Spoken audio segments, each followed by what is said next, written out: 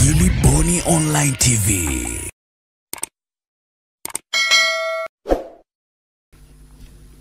Mheshimiwa Rais, mwenendo wa kampuni ya kutengeneza nguzo za zege Tanzania. Kampuni ya kutengeneza nguzo za zege Tanzania, ambayo ni kampuni tanzu ya TANESCO, ilianzishwa kwa lengo la kuzalisha nguzo za zege za umeme, nguzo za zege na kufanya upimaji wa ubora wa bidhaa hizo hapa nchini. Hata hivyo, hadi sasa kampuni hiyo haijatekeleza jukumu hilo la msingi ipasavyo. Hadi kufikia mwaka wa fedha wa 2023/2024, kampuni ilipokea shilingi bilioni 6 kutoka TANESCO, ambapo shilingi bilioni 4 zilitengwa kwa ajili ya ujenzi wa kiwanda na maabara ya kupima ubora wa nguzo na shilingi bilioni 2 kwa ajili ya gharama za uendeshaji. Licha ya mpango hiyo, fedha nyingi zilitumika kulipa gharama za kawaida na kulipa wazabuni wa nje wanaotengeneza nguzo badala ya kampuni yenyewe kufanya kazi hiyo. Kwa zaidi ya miaka 10 tangu kuanzishwa kwake, kampuni bado haijaanzisha uzalishaji wa nguzo wala kuwa na maabara yake ya ndani, jambo linalofanya endelee kuwa tegemezi kwa huduma kutoka nje. Kwa sasa kampuni hiyo haitekelezi jukumu lake la msingi kama ilivyokusudiwa. Mheshimiwa Rais, kwa kuwa kampuni hii imeshindwa kutekeleza majukumu yake tangia imeanzishwa, napendekeza kampuni hii ivunjwe na shughuli za uhakiki wa ubora ziwe zinafanywa na idara ndani ya TANESCO. Mheshimiwa Rais, uwekezaji usio na tija kwenye kampuni ya East Africa Cables Tanzania Limited. Mnamo mwaka 2005, TANESCO iliweka shilingi milioni 31.8 kwenye kampuni ya East Africa Cables Tanzania Limited, ikimiliki 10% ya hisa. Kwa zaidi ya miaka 17, hakuna gawio lililopatikana na kampuni imekuwa ikipata hasara mfululizo, kwa maana kampuni ya East Africa Cables imekuwa ikideclare loss miaka yote hiyo. Lakini mwaka 2017 TANESCO ililipa kampuni hiyo shilingi bilioni 6.74 kama malipo ya awali ya vifaa, lakini hadi Novemba 2024, miaka 7 baadaye, hakuna kifaa kilichowasilishwa, huku mkataba wa dhamana ya benki vikiwa vimeisha muda wake.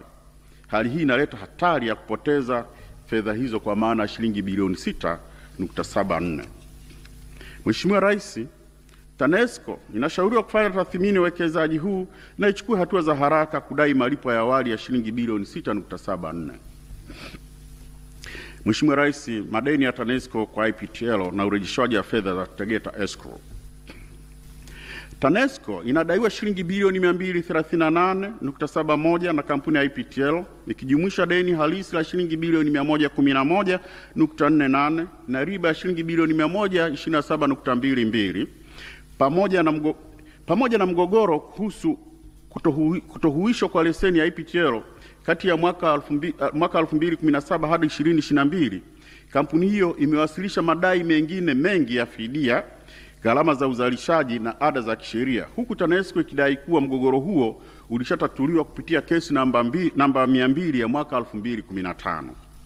Kwa upande mwingine, Mheshimiwa Rais, hadi Juni 2024 IPTL ilikuwa haijarejesha dola za Marekani milioni 148 sana shilingi bilioni 389.83 zinazodaiwa na serikali tangu Februari 2022, zilizotokana na makubaliano kuhusu fedha za Tegeta Escrow. Inapendekeza kuwa serikali ifanye tathmini kamili ya madai yote ya madeni yanayohusiana na kampuni ya IPTL ili kubaini uhalali wake, usahihi wake na utekelezaji wa makubaliano ya kisheria. Vile vile, serikali inapaswa kutekeleza wajibu wa urejeshaji wa fedha inazodai kampuni ya IPTL kiasi cha dola za Marekani milioni 148 kwa kuzingatia mkataba wa makubaliano wa mwaka wa 2021 kuhusu fedha za Tegeta Escrow. Mheshimiwa Rais, matumizi yasiyo na tija bilioni 371.42. Mashirika 12 kati ya 217 yaliyokaguliwa yalibainika kutumia rasilimali fedha kwa matumizi yasiyoleta thamani kwa taasisi. Matumizi haya yalitokana na riba na faini za ucheleweshaji wa kulipa kodi, michango ya pensheni na makato ya kisheria, ucheleweshaji wa malipo kwa wazabuni na wakandarasi, na malipo ya mashirika kwa watumishi walisimamishwa kazi kwa muda mrefu bila kibali cha Katibu Mkuu Utumishi. Malipo yasiyo halali shilingi bilioni 6.75. Mheshimiwa Rais, mashirika 10 yalifanya malipo kinyume na taratibu, ikiwa ni pamoja na malipo kwa watumishi waliostaafu na kuondoka kazini, posho na mishahara kwa watumishi waliokaimu bila kibali na malipo kwa kandarasi zaidi ya kazi halisi iliyofanyika. Mheshimiwa Rais, hivyo napendekeza kwa serikali iongeze udhibiti wa fedha na malipo ili kuhakikisha malipo yanalingana na thamani ya huduma zilizotolewa na kurejesha fedha zilizotolewa kwa matumizi yasiyostahili. Madeni ya taasisi za umma shilingi trilioni 7.23. Hadi kufikia tarehe 30 Juni 2024, taasisi 278 za umma zilikuwa na madeni yasiyolipwa kwa zaidi ya miezi 12 yaliyofikia jumla ya shilingi trilioni 7.23. Hali hii imetokana na uhaba wa fedha, ucheleweshaji wa fedha kutoka serikalini pamoja na utendaji hafifu wa biashara za taasisi husika.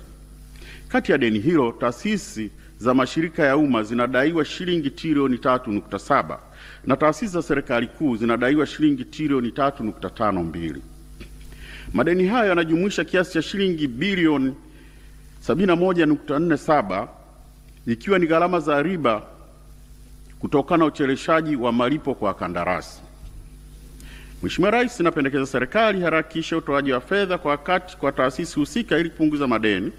Taasisi zibuni mikakati madhubuti ya usimamizi wa fedha ili kuzuia ongezeko la madeni.